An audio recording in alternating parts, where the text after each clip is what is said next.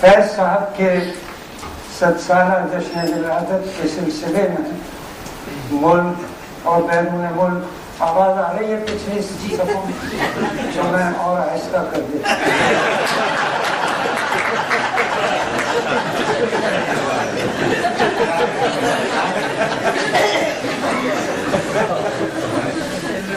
मुल्क और बैरून मुल्क तकरीबात का तमाम इंसराम जिस पैमाने और जिस जोश व जज्बे मोहब्बत और अकीदत से किया जा रहा है वो फैज साहब के शदाइयों और शेर व अदब से दिलचस्पी रखने वालों के लिए बायस इफ्तिखार व इम्तिनान है।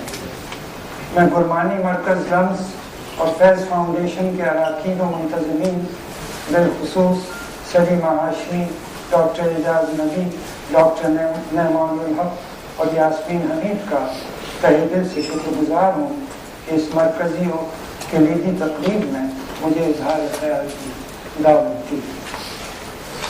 एक हफ्ते कबल आज ही के दिन अजीज़ी इफ्तिखार आरिफ से फ़ोन पर बात हुई तो कहने लगे कि मैं आपसे पहले कुछ पढ़ूंगा मगर उसकी नौइयत बिल्कुल मुख्तलिफ होगी। इन्होंने पढ़ा और बहुत खूब पढ़ा। क्या कहें, फरमाया कि लखनऊ में दस्तूर था कि अशरे मुहर्रम में जब मजलिस का आगाज होता तो चंद खुश इल्हान लौंडे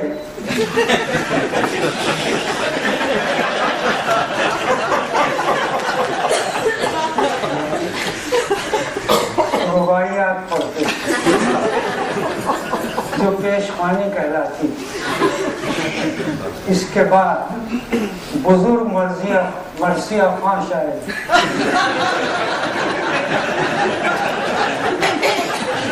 अपना नौ तस्नीफ मर्सिया पढ़ता। ये रिवायत बयान करने के बाद उन्होंने कहा कि आपसे पहले मेरी हैसियत पेशखां की सी साहिबो, मुझे इफ्तिखार आरिफ की खुश रहानी में कोई शक नहीं, न उनके सदाबहार लड़कपन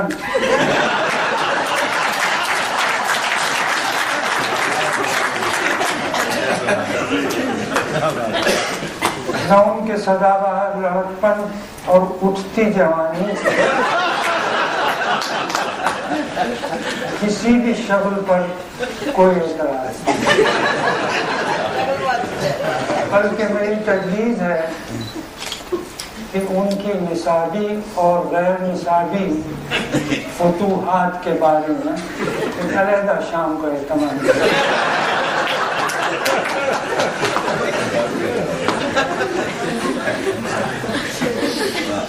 लेकिन शगुफ्ता बयानी की मेरी नाक़िस सी कोशिश को मरसिए का मुमासिल करार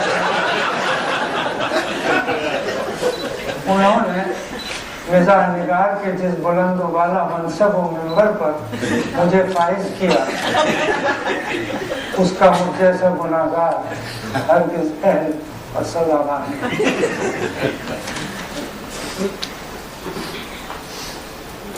फैज़ साहब की रहलत के 3 दिन बाद 23 नवंबर 1986 को मैंने उर्दू मरकज़ लंदन के ज़ेरे तमाम ताज़ियती जलसे में एक मज़मून पढ़ा था।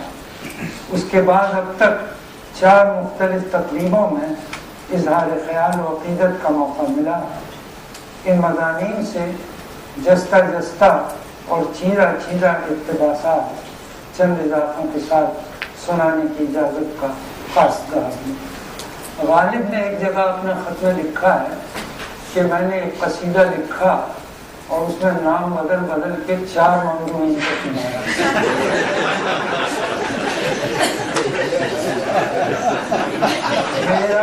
मेरा मौजू तो एक ही है, लेकिन मैं सामीन बदल बदल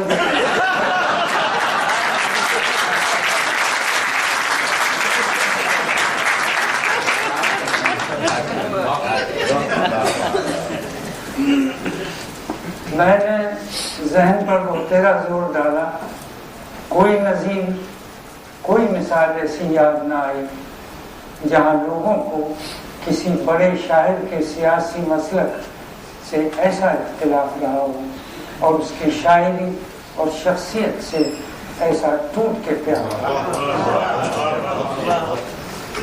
فیض صاحب کے مسلک سے سیاسی مسلک سے اختلاف ہو سکتا ہے، ان کی شاعری اور موہنی شخصیت ہر اختلاف و تنازع سے ہمیشہ بالاتر رہی۔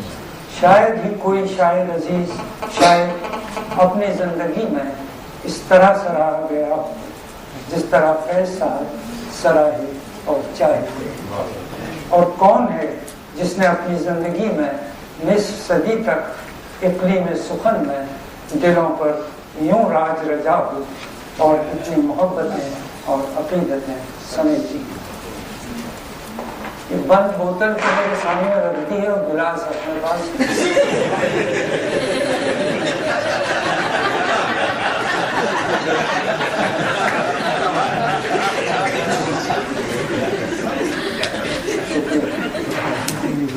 اب بوتل بھی اپنے پاس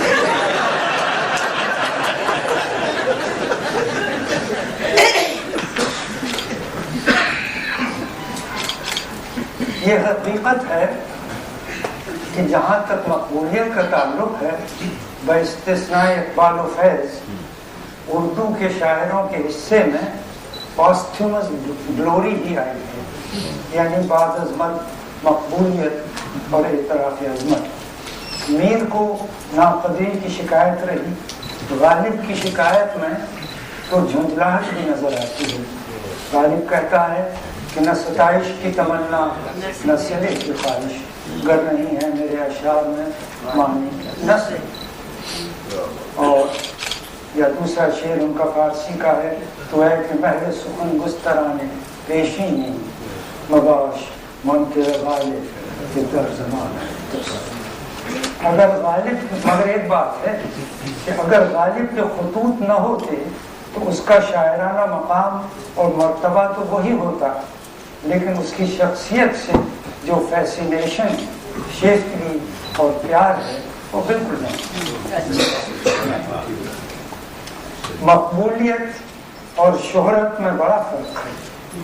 میری شہرت تو فصیح الملک استاد داغ کو مرزا غالب سے بھی زیادہ نہیں۔ داغ کی جانشینی کے جھگڑوں اور دعوے داروں کی تعداد نے تو انتزاع سلطنت کے بعد تخت دہلی کے دعوے داروں اور غاصبوں کو بھی مات کر دیا۔ داغ کا کلام اس زمانے میں معیار و معراج سخن ٹھہرا، رہی ان کی شخصیت کی مقبولیت تو وہ نظام دکن کے اور منی بائی حجاب کے حصے میں آئی۔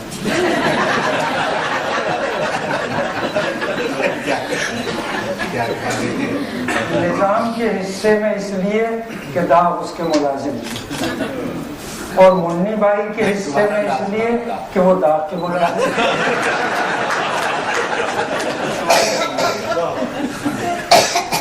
استاد داغ واحد شاعر تھے جس نے طوائف کو باقاعدہ اور اعلان ملازم رکھا۔ اس سے پہلے رکھنے پر لوگوں کو اعتراض نہیں تھا، استطاعت نہیں تھی۔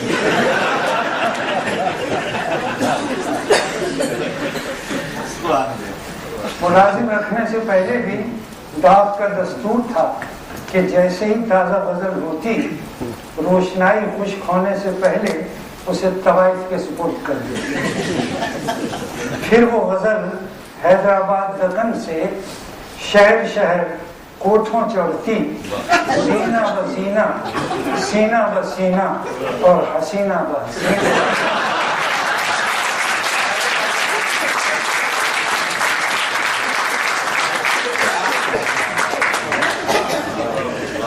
شہر شہر کوٹھوں چڑھتی، زینہ بزینہ، سینہ بسینہ اور حسینہ بحسینہ دلی کے گلی کوچوں میں پہنچ جاتی۔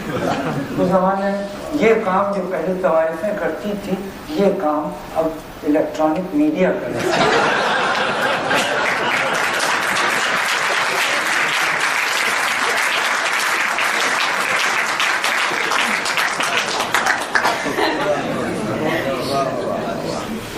مقبولیت میں فراز بھی کسی سے کم نہیں.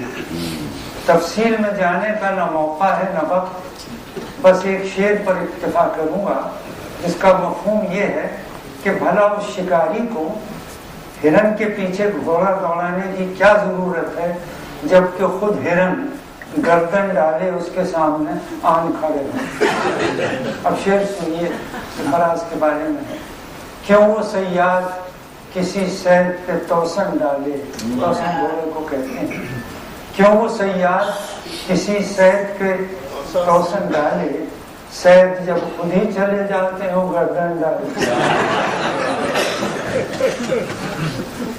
فیض کی ہمگیر مقبولیت میں اعجاز سخن کے علاوہ ان کے منفرد لہجے کی گھلاوٹ اور دل آویزی اور ان کی منموہنی شخصیت کی سحر انگیزی صاف جھلکتی ہے.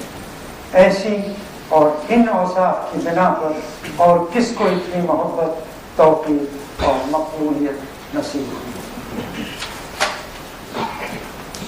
فیض اپنے اقدار کی بلندی, آداب کی شائستگی, لہجے کے ٹھہراؤ اور دھیرج کو اپنے اسلوب میں بڑی رسان سے سمجھ دیتے ہیں. وہ اپنے لہجے میں اپنی ذات کا سارا حسن اور رجاؤ لے آتے ہیں اور جہاں فعل کو اپنے پیچھے ہانپتا چھوڑ آئے وہاں حرف اپنی حرمت اور تاثیر کھو دیتا ہے. جو لفظ کسی سچائی, آدرش اور آزمائش کی آنچ پر نہ تپایا گیا ہو وہ کبھی دل میں نہیں اترتا. تاثیر نہ سنائی سے آتی ہے نہ عروض و ریاض کے طفیل. شاعری میں فیض صاحب کا رشتہ اہل قال سے نہیں اہل حال سے ہوتا. انہوں نے اس رمز کو ابتدائے سفر ہی میں پا لیا تھا کہ صرف ایک جذبہ صادق اور سوز دروں ہے جو حرف سادہ کو عنایت کرے اعجاز. آزادی اظہار, احترام آدمیت اور انسانی اقدار کی پاسداری, جس پابندی اور جیسی استقامت سے انہوں نے نامساعد حالات میں کی وہ لائق ستائش. جس مسلک مساوات اور کج کلہی کی سمت انہوں نے ایک دفعہ اپنا قبلہ راست کر لیا پھر اسے تالدم زیست نہیں بدلا. اسی عہد وفا میں علاج گردش لیل و نہار ڈھونڈا. یہ استقامت و استواری انہوں نے اس زمانے میں دکھائی جب اس مصلحت کدے میں ایسے دانشوروں کا سکہ چلتا تھا جو ہر موسم اور ہر کھیل کے بعد اپنے اینٹینا کا رخ بدل دیتے. کتنے ہیں ایسے جو اس صدی تک اپنے موقف اور وضع پر اس طرح قائم رہے. بدلتی رت کے ساتھ ساتھیوں نے وفاداریاں بدلی, مسلک بدلے, ڈفلی وہی رہی, راگ بدلے تھے. ان لوگوں کا ضمیر تو کیا صاف ہوگا, ان بیچاروں کا تو معافی اس ضمیر تک صاف.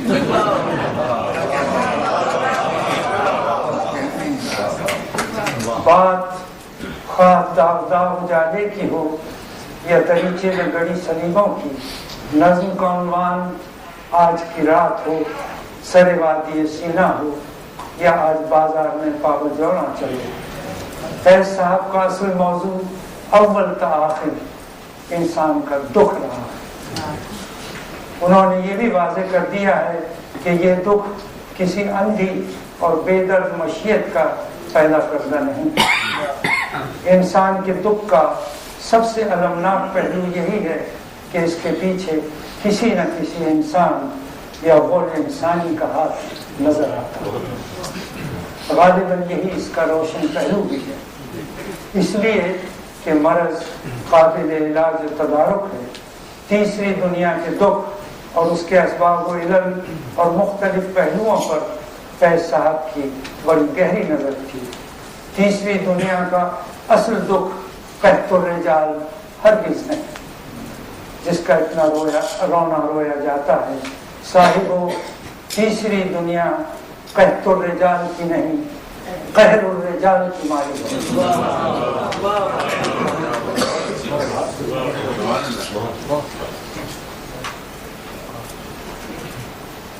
فیض صاحب سے میری پہلی ملاقات بالمشافہ ملاقات تقریباً 30 برس پہلے ہوئی، جب اس وقت بھی عزیز القدر افتخار عارف کے سر پر چاندی کھیلنے لگی۔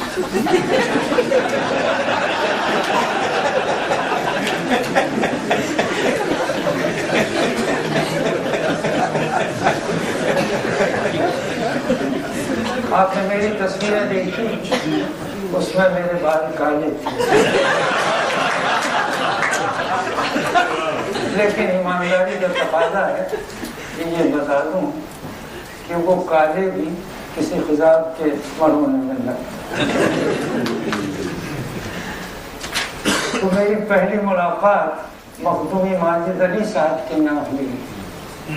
ماجد علی صاحب بہت ذہین اور بزرگ سنج آدمی تھے۔ ایک دفعہ وزیر مالیات جو زمانے میں علی صاحب ہوتے تھے، تو ان کے دفتر کے سامنے نعرے لگائے جا رہے تھے کہ ایوب کا چمچہ، ایوب کا چمچہ۔ تو علی صاحب نے ان کو بلایا کہ بھئی یہ کیا شور مچ رہا ہے؟ تو انہوں نے کہا کہ صاحب کٹلری کے بارے میں کچھ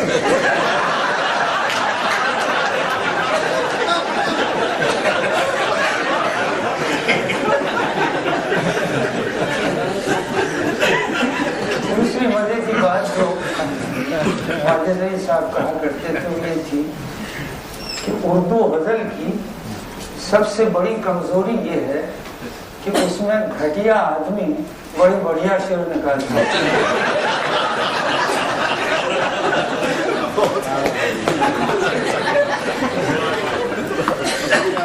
پھر وہ ایک صاحب کا قصہ سناتے تھے جو انہیں نصیحت کیا کرتے تھے ہمیشہ، کہنے لگے یہ جب آتے ہیں میرے ہاں تو مجھے وہ آیات سناتے ہیں جو کفار قریش پر نازل ہوئی۔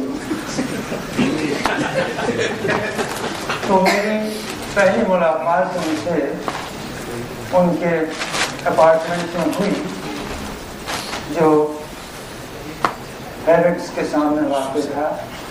میں وہاں پہنچا تو دیکھا کہ فیض صاحب کے پرستار ان کا حلقہ کیے بیٹھے ہیں۔ مجھے اچھی طرح یاد نہیں کہ کسی نے میرا تعارف کرایا یا نہیں۔ بہرحال 2 گھنٹے تک حسب معمول و موقع خاموش بیٹھا، مزے مزے کی باتوں سے محسوس ہوتا رہا۔ دوسرے دن الگ صبح عزیز گرامی قدر افتخار عارف کا فون آیا۔ دیکھیے ان کا نام آتے ہی لوگ ہنس رہے ہیں۔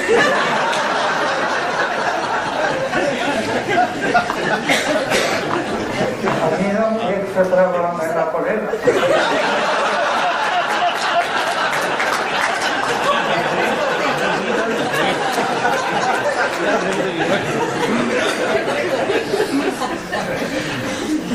تو دوسرے دن ان کا ٹیلی فون آیا کہ فیض صاحب آپ کے ہاں کسی وقت آنا چاہتے ہیں۔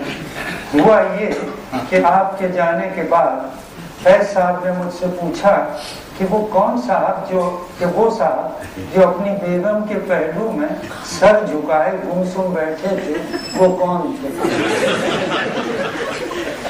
افتخار عارف نے فیض صاحب کو بتایا کہ وہ یوسفی صاحب تھے اور یہ ان کا نارمل پوز اور پڑوس ہے۔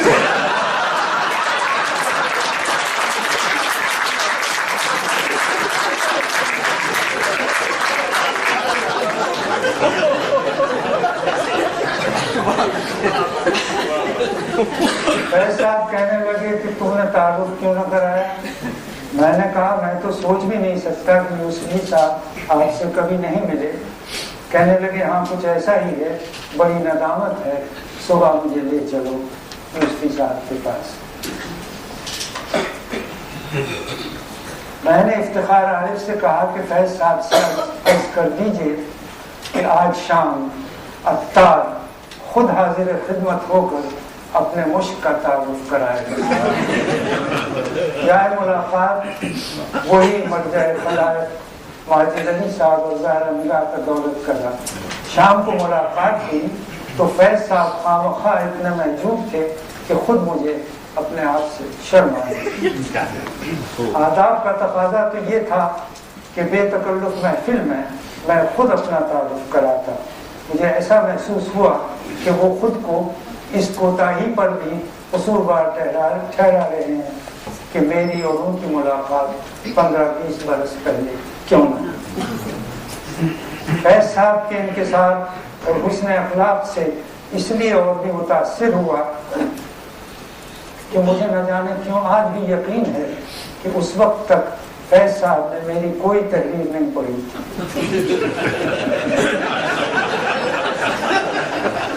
بس سنی سنائی بات پر اعتبار کر لیا. درگزشت انہوں نے بہت بعد میں اس وقت پڑھی جب وہ 10 دن تک کرومویل ہاسپٹل میں زیر علاج ہے. کہتے تھے کہ اسپتال میں اس کی کاپی ضرور رہنی چاہیے.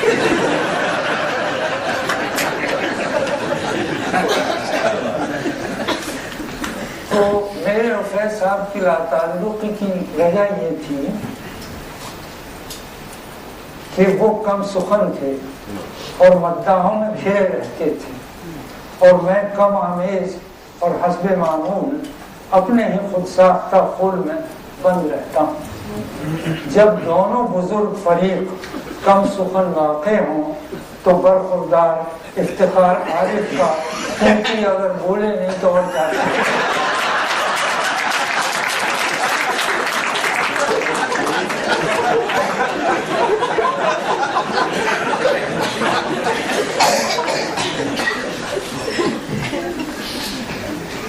فیض صاحب کے کلام کا اعجاز نہیں تو یہ اور کیا ہے کہ اپنے کلام کو روا روی میں پڑھنے بلکہ یوں کہیے بگاڑ کر پڑھنے کی عادت کے باوجود ان کے چاہنے والوں کو یہ انداز ایسا بھایا کہ یہی معیار کمال ہے. ان کا بظاہر تھکا تھکا اکھڑا سا انداز ایک فیشن بن گیا. فیض صاحب چین اسموکر تھے. میرا مطلب ہے سگریٹ سے سگریٹ ہی نہیں کبھی کبھی قالین بھی سلگاتے رہتے.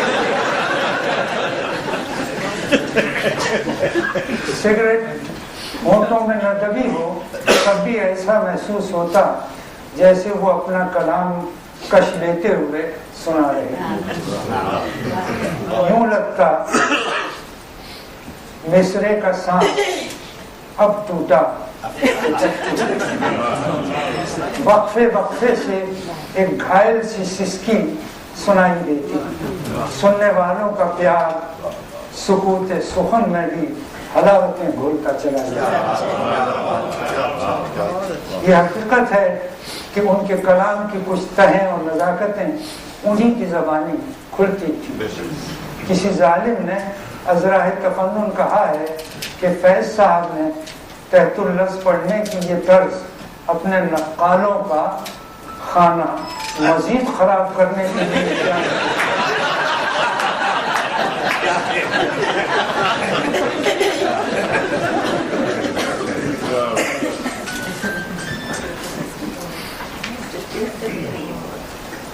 بہت لمبا ہے. یہ تو بہت چھوٹ. آپ کو پتہ نہیں آپ کیا تقاضا کر رہے ہیں. آپ شاید سے محروم ہو جائیں گے.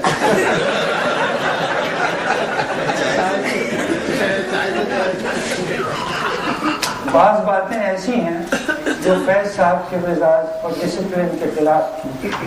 مثلا انہوں نے کبھی مالی مشکلات یا اپنی کسی ضرورت اور تکلیف کا ذکر کرتے کسی نے نہیں سنا. زمانے کی شکایت یا اپنے سیاسی مسلک کے بارے میں نثر میں گفتگو کرتے بھی نہیں دیکھا. نثر میں گفتگو یہ کرتے تھے ان کی وجہ.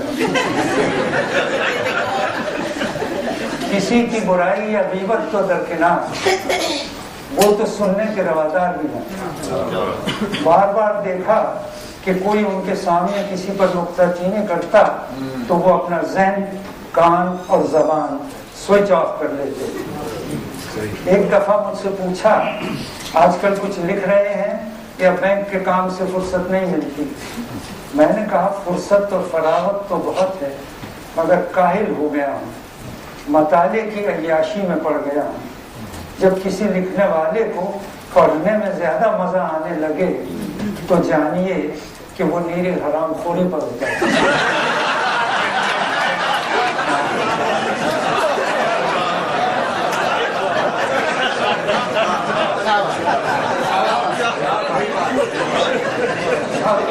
اس کے بارے میں مجھے ایک اور بیان کرتا چلیں. ایک سال میں کبھی کسی کو انٹرویو نہیں دیتا, 20 سال سے میں نے کوئی انٹرویو نہیں. ایک صاحب تشریف لائے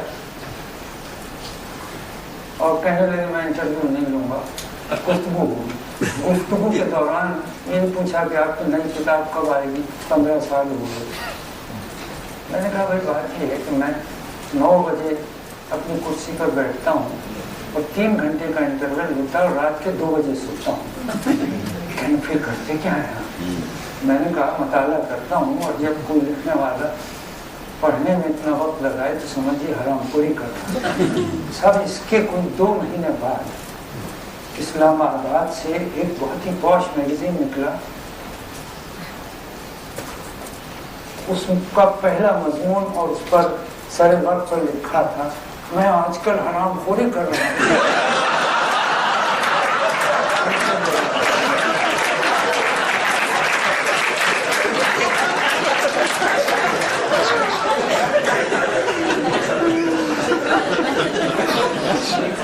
تو میں نے فیصلہ سامنے یہی جملہ دہرایا.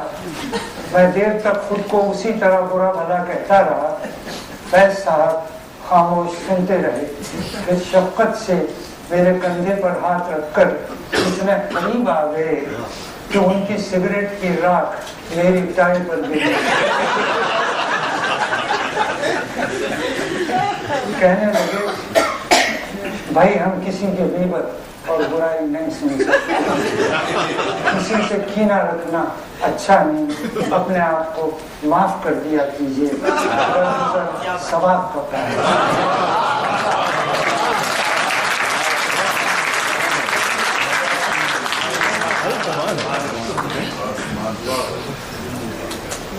سب وقت کم ہے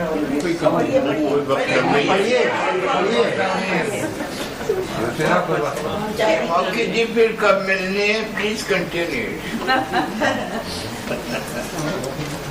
فیض صاحب جس خوبصورت مکان میں مقیم تھے وہاں ناشتے میں ایک دن پورچ اور دوسرے دن کارن فلیکس اور نیم برشت انڈا ملتا تھا. جس دن میں گیا تو اس وقت وہ بہت خوش تھے کہ آج ہری مرچ پیاز اور زیرے والے پاکستانی آملیٹ کی باری ہے. لندن کا واقعہ. گہرے نیوی بلو سوٹ اور شوق ٹائی میں وہ بہت اسمارٹ لگ رہے تھے. وہ اپنا بستر آپ کبھی کسی خاتون سے بغیر سوٹ کے ہم نے انہیں ملتے نہیں گئے.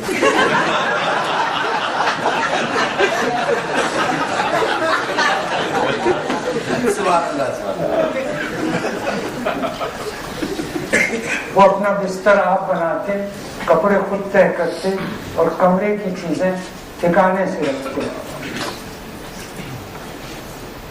ایک دن ہم ان سے ملنے گئے تو کہنے لگے کہ معاف کیجیے میں ذرا ہائیڈ پارک ٹہلنے جا رہا ہوں. اتنی دیر میں ایک خاتون آ گئی, انہیں لے کے بیٹھے تو مجھ سے کہنے لگے آپ ہائیڈ پارک دوائے.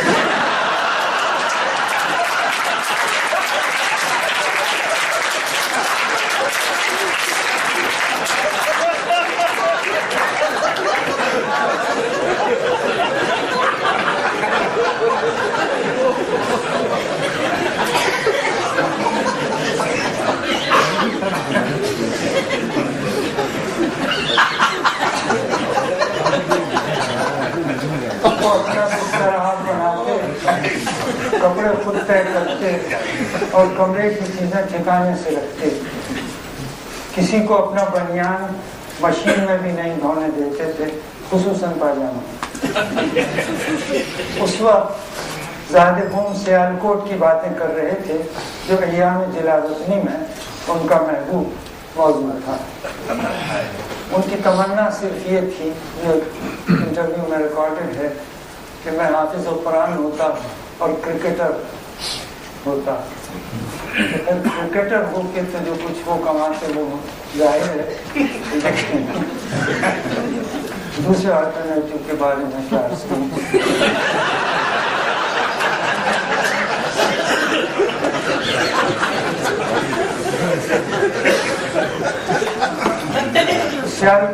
سیالکوٹ کی باتیں ایام جلاوطنی میں ان کا محبوب موضوع تھا. دوسرا دل پسند موضوع وہ زمانہ تھا جب انہوں نے فلم بنائی تھی. اس کا ذکر وہ بڑی تفصیل اور للک سے کرتے تھے. ان موضوعات کے ساتھ مختصر وقت میں ایمرجنسی انصاف کرنے کے بعد صاحب خانہ کو مخاطب کرتے ہوئے کہا، بھائی یہ کیا ہر وقت غالب کرتے رہتے ہیں آپ لوگ، سودا پڑھیے. سودا بڑا جاندار، بہت تہذار شاعر، وہ ہمیشہ اس پر اصرار کرتے تھے اور اکثر سودا کا یہ شعر لہک کر پڑھتے تھے، بہار بے جامے سے پرے جام و یار گزرے ہے، نسیم تیر سی چھاتی کے پاس.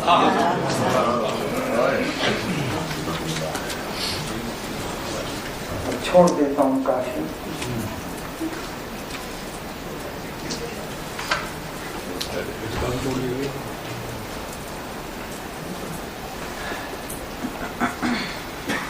فیض صاحب کے فطری عز و انکسار اور علم و برداشت کے بے شمار واقعات ہیں، جن میں سے نمونتاً ایک بیان کرتا ہوں.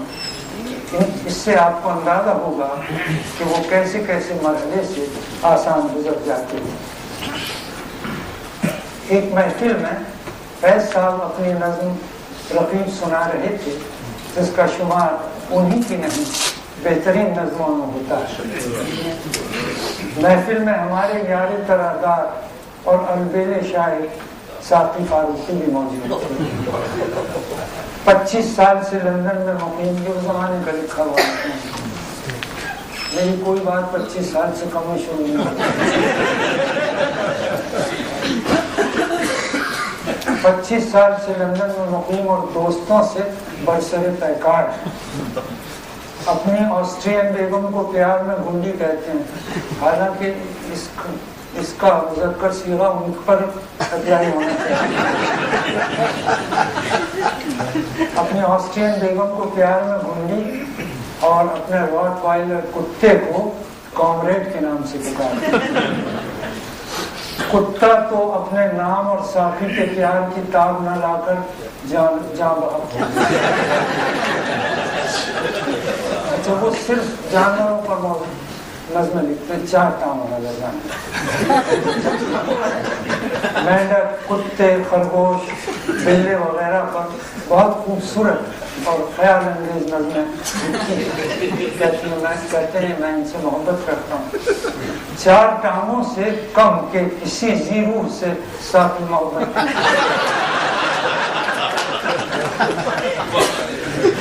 جب سے انہوں نے اعلان کیا ہے کہ وہ ہم سے محبت کرتے ہیں، ہم راتوں کو اٹھ کر اپنی ٹانگیں ٹٹول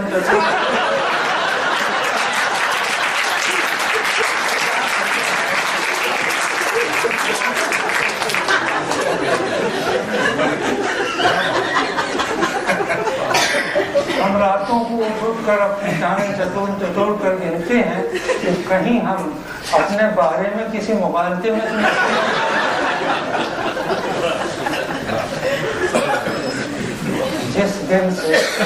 جس دن سے وہ ہم پر مہربان ہوئے ہیں، انہوں نے زمین پر قدم رکھنا چھوڑ دیا ہے.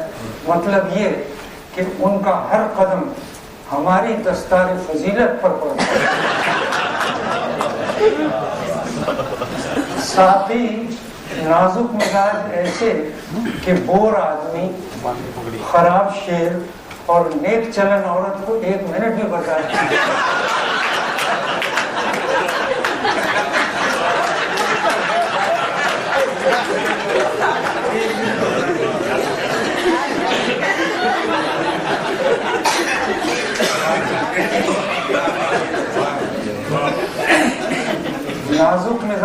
ऐसे कि बोर आदमी लंदन की एक अदबी महफिल में एक 80 साला बुजुर्ग शायर अपने उस्ताद पंडित लब्बू राम जोश जहानी का 100-125 अशार पर मुश्तमिल एक नोहा पढ़ रहे थे। अभी 8-10 शेर ही पढ़े होंगे कि साफी फारूकी ने अपना हाथ उठाया, फिर खुद खड़े हो गए और बाआवाज़ बुलंद फरमाया, अब आप बैठ जाइए, आपके उस्ताद तो आपसे भी ज्यादा नालायक थे।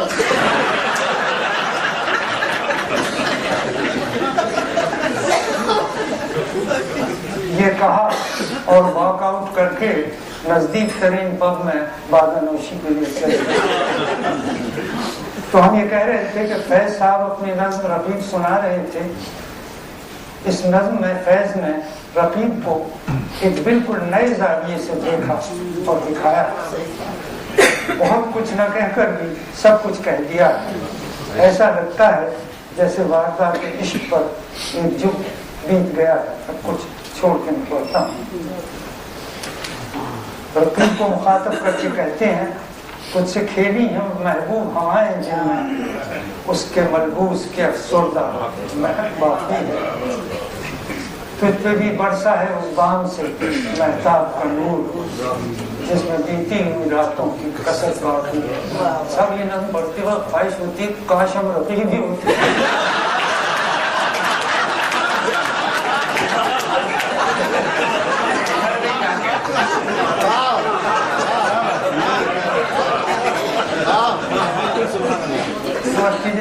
लिखा बहुत समझदार था, बीच में आ गई ये बात।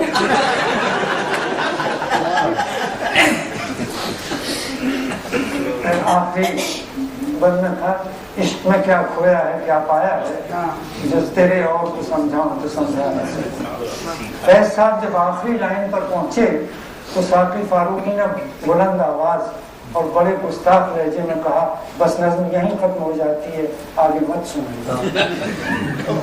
फैज साहब को अपनी तमाम तर शायराना अजमत के बावजूद दोस्तों और खुर्दों की दिलदारी इतनी अजीज थी कि उन्होंने बकिया नज़्म नहीं सुना। अहमद फराज, ज़हरा निगाह और शौहरत बुखारी और इफ्तिखार आरिफ जो वहाँ मौजूद थे, इन्होंने बुरतेरा कहा कि बकिया नज़्म भी सुनाई है, मगर फैज साहब बोले, नहीं भाई, जब साफी नहीं सुनना चाहता तो हम कुछ और सुनाएंगे। वो किसी की दिल आज़ारी और आज़ूदा खातिरी का तसव्वुर भी नहीं कर सकते थे। यही नहीं, मुरव्वत और दिलदारी का ये आलम भी देखा कि एक दिन हल्क़े नियाज़मंदान लंदन में बैठे कलाम सुना रहे थे, एक सरदार जी उन्हें लेने आ गए और वो उठकर उनके साथ बर्मिंघम चले गए। मालूम हुआ कि सरदार जी उन्हें अपनी बेकरी का इफ्तिताह कराने की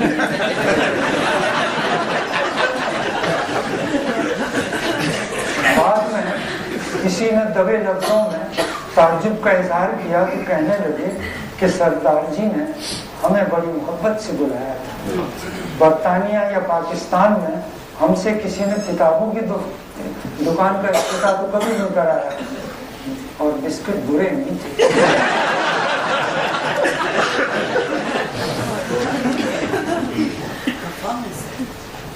फैज साहब ने अपने बारे में लिखा है, हम जीते जी मसरूफ रहे, कुछ इश्क किया कुछ काम किया, काम इश्क के आड़े आता रहा और काम से इश्क उलझता रहा, फिर आखिर तंग आकर हमने दोनों को अब्दुल्ला छोड़ दिया। साहब, अगर हम मुलाजिमत के दौरान ये बात कहते तो कभी के निकाल दिए जाते।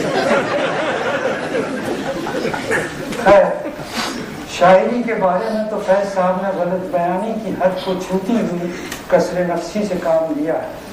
रहा उनका इश्क, तो ये बात जहन में रखिए कि हमारे यहाँ कारोबार इश्क जिस फरागत, मेहनत, मशक्कत और ख्वारी का तालिब है, फैज साहब की फिक्री कायली उसकी इजाजत नहीं है।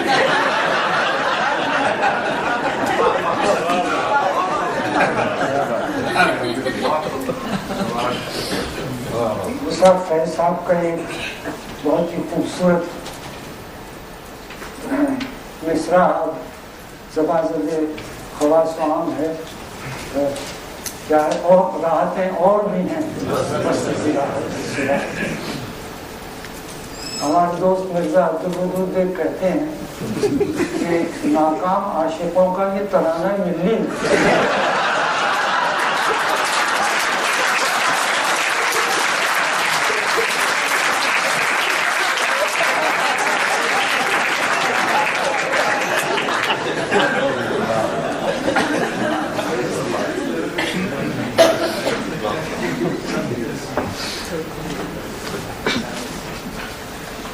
اپنے ایک انٹرویو میں فیض صاحب خود فرماتے ہیں کہ عشق کے لیے جتنی فراغت چاہیے اتنی مجھے نصیب نہیں ہوتی. فیض ویسے ہی ظاہر ہوتا ہے کہ ان کا خیال ہے کہ اگر لوگوں کو فراغت ملے تو کامیاب ہوں گے. ان کی سادگی تھی.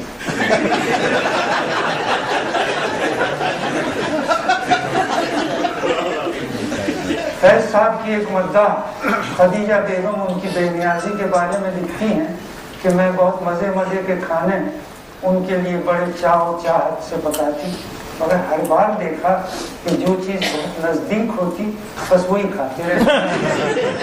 دال قریب ہے تو وہ کھا رہے ہیں, مچھلی دور ہے تو وہ طلب نہیں کر رہے ہیں. کبھی کوئی فرق محسوس نہیں کیا کہ بینگن کا بھرتا نوش جان کر رہے ہیں کہ بھیجا, شاہی ٹکڑے لے لیے ہیں کہ بغارے آ گئی. صاحبو, شاعر جب زندگی ہی میں لیجنڈ بن جاتا ہے تو یار لوگ اس کے بارے میں طرح طرح کے قصے گھڑ لیتے ہیں. مثلاً یہی کہ فلاں شاعر یا ادیب حسین چہروں میں دلچسپی رکھتا ہے. ہم نے لندن میں 6-7 سال فیض صاحب کو اور ان کے روز و شب کو کافی قریب سے دیکھا ہے. ہمیں تو وہ بے نیاز سے لگے. ہم نے تو پارٹیوں میں یہی دیکھا کہ اگر کوئی شاہی ٹکڑا خود چل کر ان کے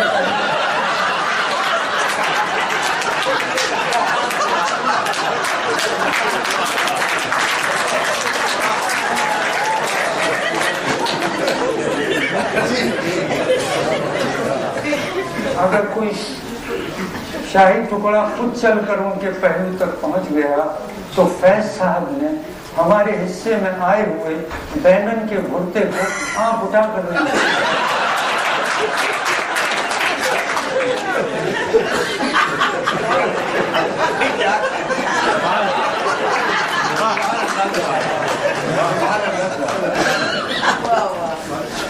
دیکھیے ان کے حصے میں یہ آخری چیز آئی ہے, اس لیے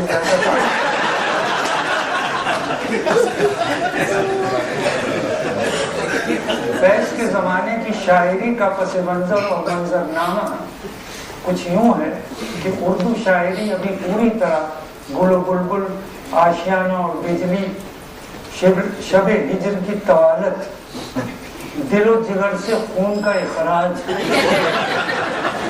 موت کے بعد بھی غیر شرعی خواہشات کا ہوگا.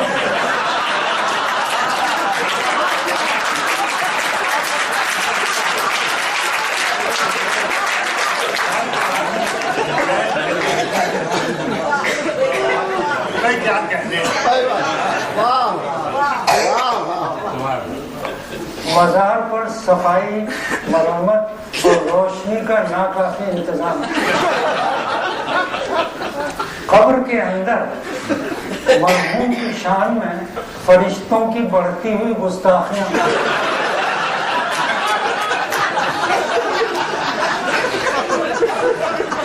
ان موضوعات سے ابھی اردو شاعری پوری طرح پیچھا نہیں چھوڑا پائی.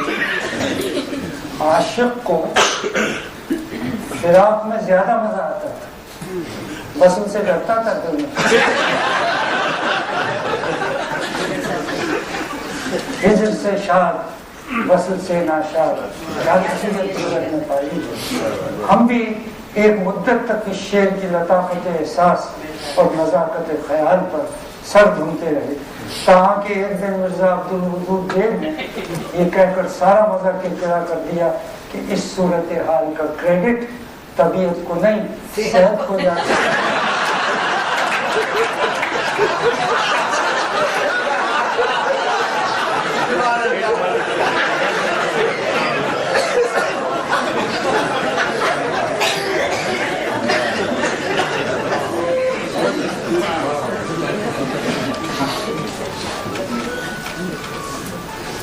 صاحب کی شاعری کا اعجاز اور اس کی دلاویز غمناکی اور نغمگی ان کے منفرد لہجے میں مضمر ہے. لہجہ لفظ کی تیسری ڈائمینشن یعنی شعر عبادی شعر کی سبتک اور شاعر کی شناخت ہے. لہجہ لفظ کا DNA ہے.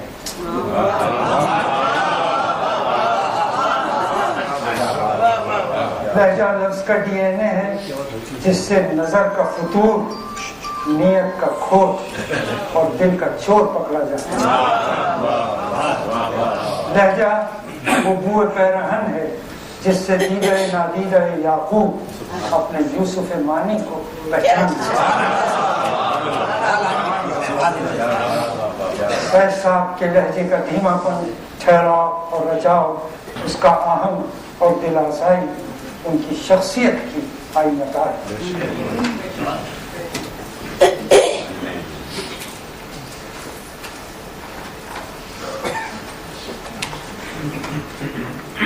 صاحب بہت کچھ ہے میرے خیال میں. 11:30 بج گئے. ایک آدھ پیرا تو بچتے ہی رہے.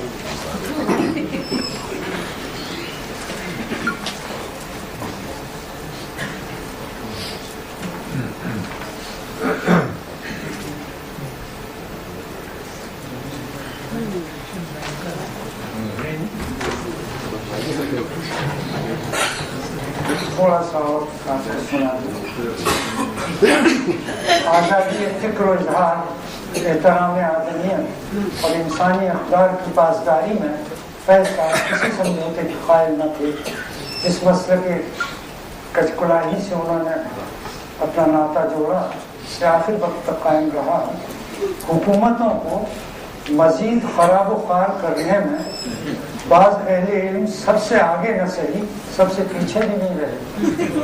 سیاسی طاقت و اقتدار میں از خود بھی بگڑے اور گمراہ ہونے کی عظیم صلاحیتیں مصنفین میں مضمر ہوتی ہیں. حکومتوں کا احوال پرملال تو دراصل میکس ملر کی نوجوان ہیروئن جیسا ہوتا ہے. When she was good, she was very good. And when she was bad, she was very popular.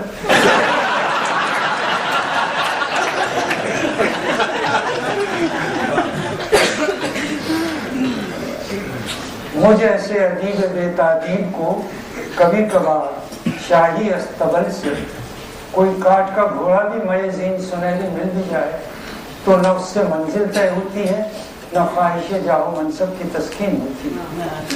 Punjabi کی ایک مثل ہے کہ جب وہ گھوڑی پہ چڑھتا ہے تو بالکل تھانے دار لگتا ہے. میری صحت اجازت نہیں دیتی کہ پنجابی کی اصل مسل پڑھ کے سنا.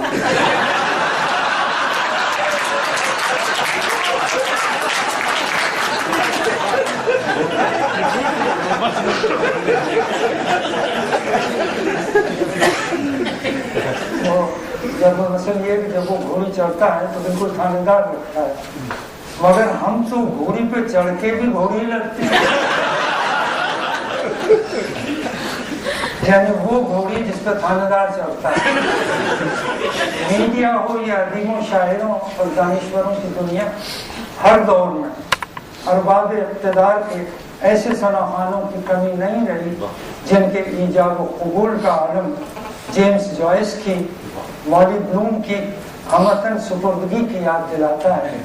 He asked me with his eyes, yes, and with his hands, yes, and yes, I said yes, I will. خواتین و حضرات، یہ تحلیل نفسی کا مسئلہ نہیں، تذلیل نفسہ نفسی کا مسئلہ.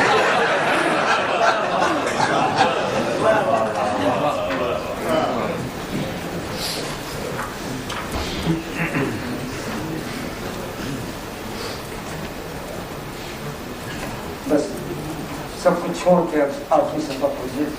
31 صفحے کا مجموعہ. فیض کا شمار دنیا سے بہت کچھ لینے والوں میں نہیں ہوگا، وہ دنیا کو کچھ دے کر جانے والوں میں سے. عظیم فنکار کی پہچان یہ ہے کہ وہ اپنی زندگی کی ایک ساتھ دزدیدہ و نایاب کو بھی عمل کر دیتا ہے اور لمحہ شاداب کو ہمیشگی بخش دیتا ہے. اس کی ہر بات ایک مقام سے ہوتی ہے. موضوع ذاتی غم ہو یا انسان کا جنم جاننے کا دکھ، فیض میں سطح محسوسات کو ایک نئی رفت بخشی اور لہجے کو ایک نیا اعتبار اور آہنگ بخشا. یہ کہنا تو کثر بیانی ہوگی کہ فیض اپنے عہد کی آواز، مجھے اس سے اختلاف ہے. فیض اپنے عہد کی آواز نہیں تھے بلکہ ان کی آواز عہد کی آواز. اس کی گونج اتنی دور تک اور دیر تلک سنائی دے گی کہ ان کا عہد ان کی آواز سے پہچانا جائے گا. اس آواز نے آج کے دکھ سے نڈھال لوگوں کو کل کے لیے جینے کا حوصلہ دیا. ہم خوش نصیب ہیں کہ ہم نے یہ عہد دیکھا اور امید اور درد میں ڈوبی ہوئی یہ آواز سنی. فیض نے یاد ماضی سے غمی اور دہشت فردا سے نڈھال لوگوں ایک تازہ ولولہ اور جینے کی نئی آس دی. سہمے لبستہ ہم وطنوں کو جرأت گفتار سکھائی. 12 مصروں کی نظم بول صرف فیض ہی کا عہد نامہ نہیں بلکہ اسے تیسری دنیا کا ٹیسٹمنٹ کہنا چاہیے. یہ نظم آج سے تقریباً 50 برس قبل لکھی گئی جب برٹش راج کا سورج، اب تو 75 سال ہو گئے، 75 برس قبل لکھی گئی تھی جب برٹش راج کا سورج نصف النہار پر تھا اور زبان کھولنے پر مدون تھا.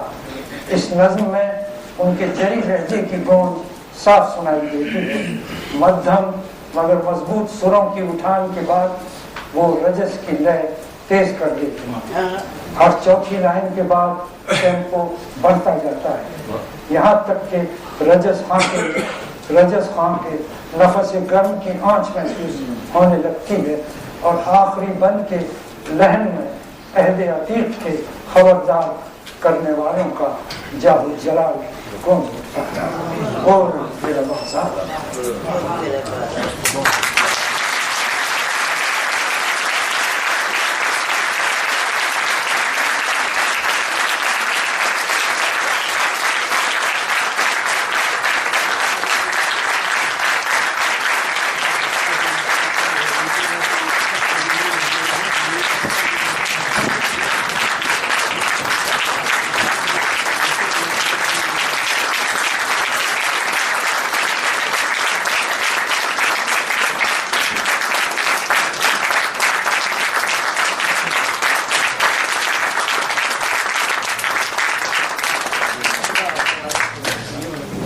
بہت شکریہ آپ سب کا. ہم چائے کے وقفے کے بعد 25 منٹ میں یہیں پر ہم دوبارہ اگلی نشست کے لیے. شکریہ.